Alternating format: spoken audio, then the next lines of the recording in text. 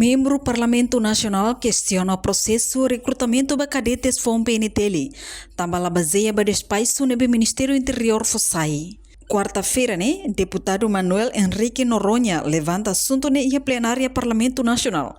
No considera recrutamento cadetes FOM PNTL, nebe hahuloke registração e a terça-feira, la baseia para espaço Ministério Interior Niang. Processo recrutamento tauliu prioridade ba jovem sira nebe ho idade stanulu racing walu to o ronolo racing hito mas be realidade e a implementação sai o enseluk. Também hanesang representante povo e a Parlamento Nacional ne husu ba governo atual clarificação ba jovem sira Agora o problema baseia despaço na informação que temos do governo Fossai e tem jovem bara aqui de Macbantrian urus seus documentos bom comportamento no ser sendo tá também se a única taxonidade bele ba tahu bele ba participamos no recrutamento mas estou a realidade soal de recrutamento e a idade 18 a 23 anos primeiro tem que haver quase a maioria tem a jovem sira tem além sira e a 18 a 23 anos a maioria bara que não sei ela banco escola. Agora, se ele durante participa urus tem documentos e a 24, 25 ou 27 se documentos não se trata se abate.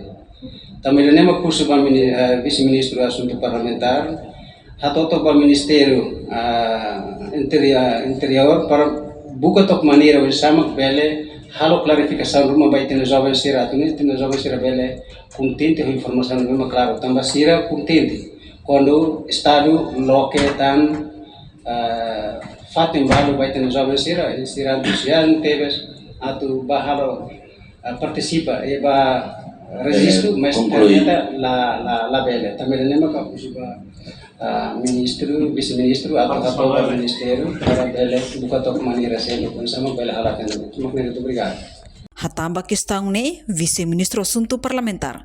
Aderito Hugo da Costa considera assunto importante teves, no se envia assunto para Ministério Interior. O comando PNTL atu toma atenção para ponto situação sirane. Reportagem da Fátima, Televisão Timor-Post. Janela informação ba emogoto. Atu tem informação atual dia kliu.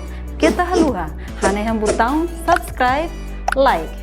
Halo comentário no Fahia Tutang ba media sosial hotu.